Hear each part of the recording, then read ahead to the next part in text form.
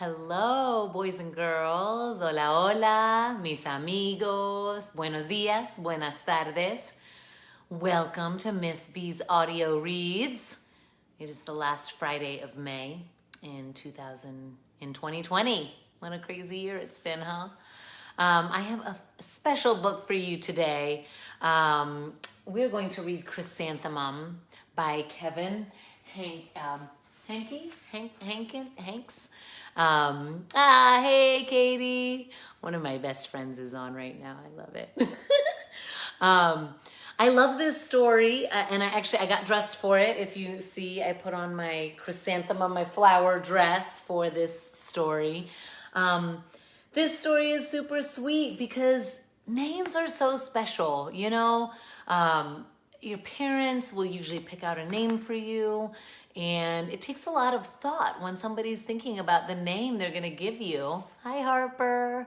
Hi, Josh. It takes a long time I know from being a mother that trying to think of a name for someone is a lot of work, and you trying to think of what's gonna fit, and then sometimes you wait till you see them and you see if it fits their little personality.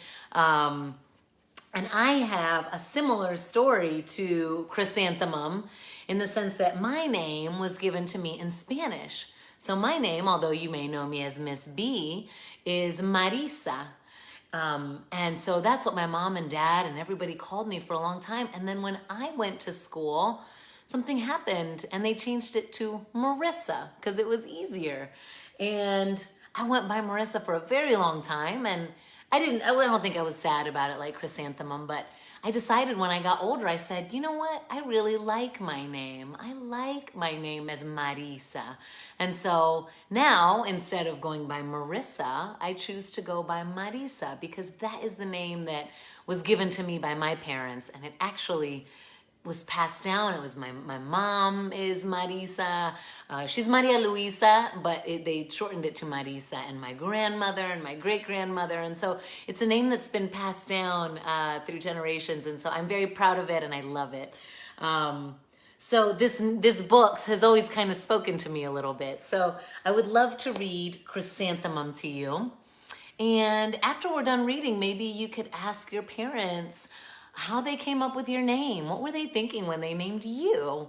And maybe think about what you love about your name. Does it mean something special? Do you like the way it sounds? So you can think about that today after we read Chrysanthemum by Kevin Henkes. I'm not sure if I'm saying Kevin's name right.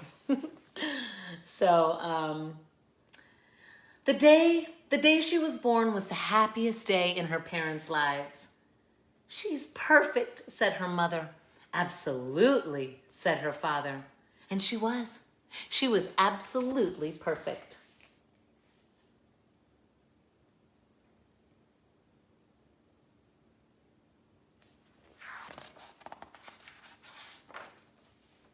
Her name must be everything she is.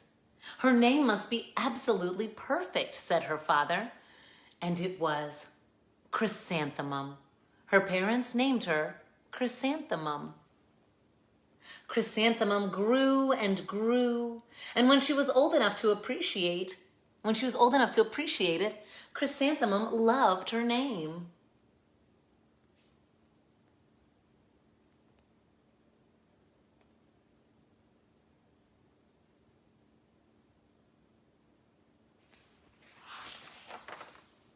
She loved the way it sounded when her mother woke her up. She loved the way it sounded when her father called for her at dinner. And she loved the way it sounded when she whispered it to herself in the bathroom mirror. Chrysanthemum, chrysanthemum, chrysanthemum. Chrysanthemum loved the way her name looked when it was written in the ink on an envelope. She loved the way it looked when it was written with icing on her birthday cake. And she loved the way it looked when she wrote it herself with her fat orange crayon. Chrysanthemum, chrysanthemum, chrysanthemum.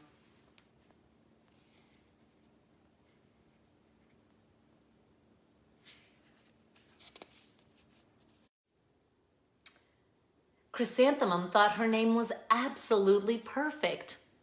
And then she started school. On the first day, Chrysanthemum wore her sunniest dress and her brightest smile, and she ran all the way to school. Hooray, said Chrysanthemum, school! Did you feel that way on your first day of school? I know when I used to teach, I did. I was always loved the first day of school. But when Mrs. Chud took roll call, everyone giggled upon hearing her name. Aw, that's not nice.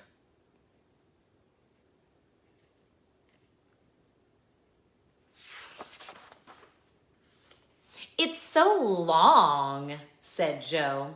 It scarcely fits on your name tag, said Rita, pointing.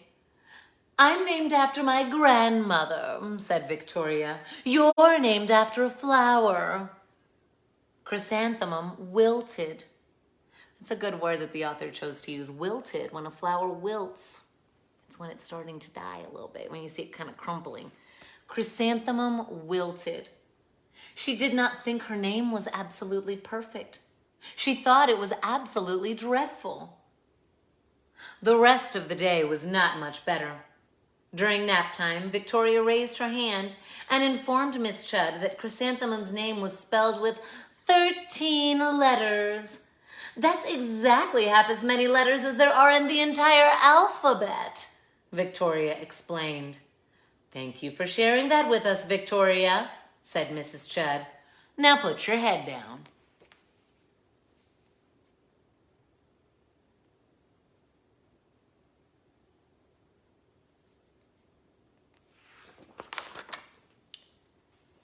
If I had a name like yours, I'd change it, Victoria said, as the students lined up to go home. I wish I could, thought Chrysanthemum miserably. Welcome home, said her mother. Welcome home, said her father. School is no place for me, said Chrysanthemum. My name is too long. It scarcely fits on my name tag, and I'm named after a flower. Oh, pish, said her mother. Your name is beautiful and precious and priceless and fascinating and winsome, said her father.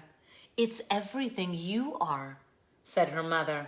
Absolutely perfect, said her father.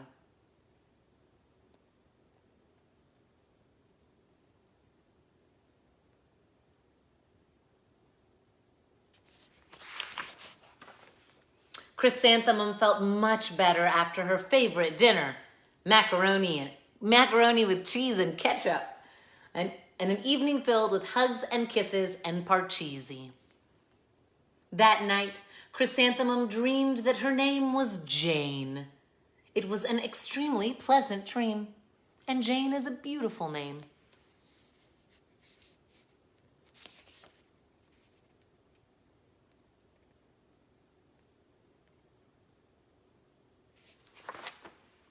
The next morning, Chrysanthemum wore her most comfortable jumper. She walked to school as slowly as she could.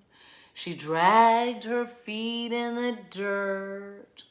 Chrysanthemum, chrysanthemum, chrysanthemum, she wrote. She even looks like a flower, said Victoria as Chrysanthemum entered the playground. Let's pick her, said Rita, pointing. Let's smell her, said Joe. Chrysanthemum wilted. She did not think her name was absolutely perfect. She thought it was absolutely dreadful.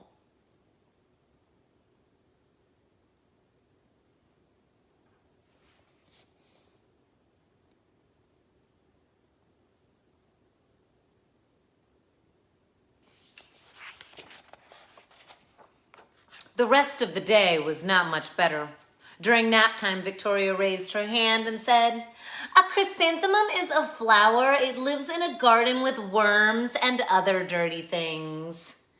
"Thank you for sharing that with us, Victoria," said Miss Chud.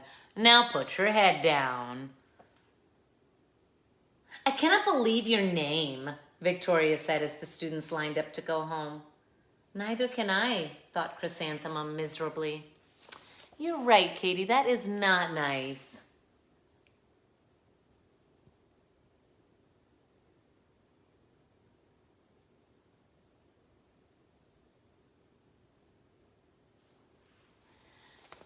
Sometimes people don't think before they speak, or they don't think about how their words are going to affect someone else. Welcome home, said her mother. Welcome home, said her father. School is no place for me, said Chrysanthemum. They said I even look like a flower. They pretended to pick me and smell me. Oh, pish, said her mother. They're just jealous. And envious and begrudging and discontented and jaundiced, said her father. He uses some good words that, who wouldn't be jealous of a name like yours, said her mother. After all, it's absolutely perfect, said her father. Chrysanthemum felt a trifle better after her favorite dessert, chocolate cake with buttercream frosting, and another evening filled with hugs, kisses, and parcheesi.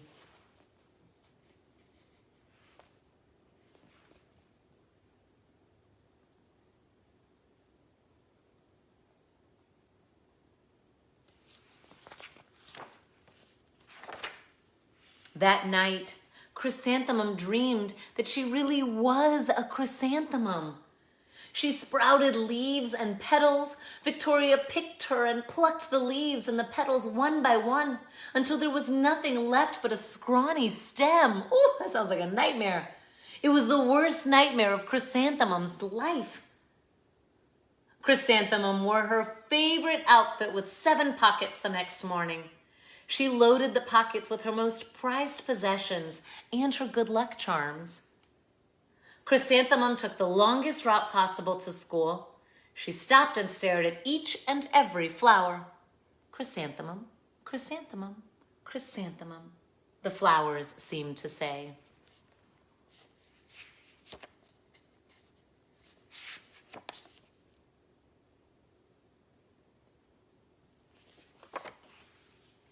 That morning, the students were introduced to Mrs. Twinkle, the music teacher.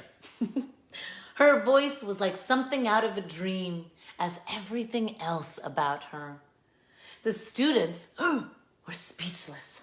They thought Mrs. Twinkle was an indescribable wonder. They went out of their way to make a nice impression. Mrs. Twinkle led the students in scales. Then she assigned roles for the class musical. Victoria was chosen as the dainty fairy queen. Rita was chosen as the spiffy butterfly princess. Jo was chosen as the all-important pixie messenger. And Chrysanthemum was chosen as the daisy.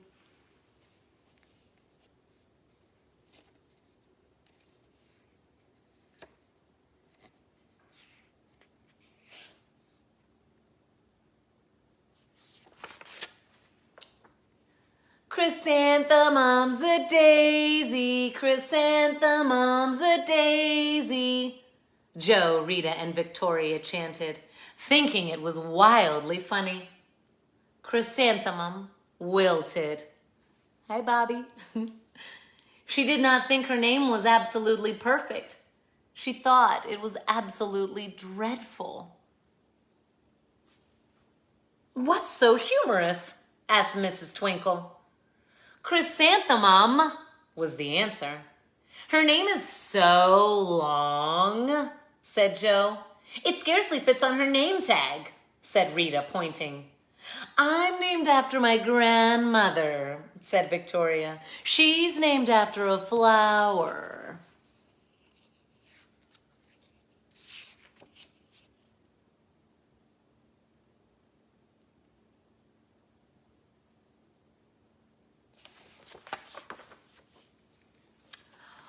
My name is long, said Mrs. Twinkle. It is? Said Jo. My name would scarcely fit on a name tag, said Mrs. Twinkle. It would? Said Rita, pointing. And, said Mrs. Twinkle, I'm named after a flower, too. You are? Said Victoria. Yes, said Mrs. Twinkle. My name is Delphinium. Delphinium Twinkle. And if my baby is a girl, I'm considering Chrysanthemum as a name. I think it's absolutely perfect. Oh, I'm about to cry over here reading this. Chrysanthemum could scarcely believe her ears. She blushed. She beamed. She bloomed. Chrysanthemum, chrysanthemum, chrysanthemum.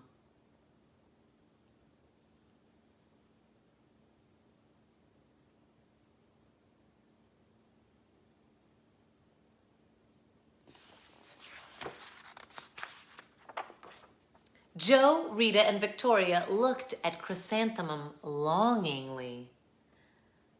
If you see their faces, now they're like, oh, Chrysanthemum. Call me Marigold, said Joe. I'm Carnation, said Rita, pointing. My name is Lily of the Valley, said Victoria. Chrysanthemum did not think her name. Chrysanthemum did not think her name was absolutely perfect. She knew it.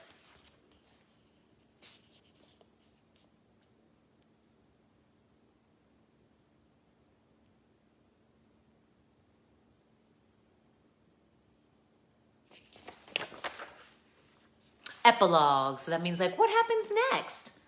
Overall, the class musical was a huge success. Chrysanthemum was absolutely perfect as a daisy. Victoria made the only mistake. She completely forgot her lines as the fairy queen. Chrysanthemum thought it was wildly funny, and she giggled throughout the entire dance of the flowers. Eventually, Mrs. Twinkle gave birth to a healthy baby girl, and of course, she named her, what do you think? Chrysanthemum. Aww. I forgot how much I love this book. Chrysanthemum by Kevin Henkes. Thank you so much for tuning in today to Miss B's audio reads. As the school year is starting to, thank you, Katie. As the school year is coming to a close, Miss B might take a summer break, but all of my videos will still be on YouTube.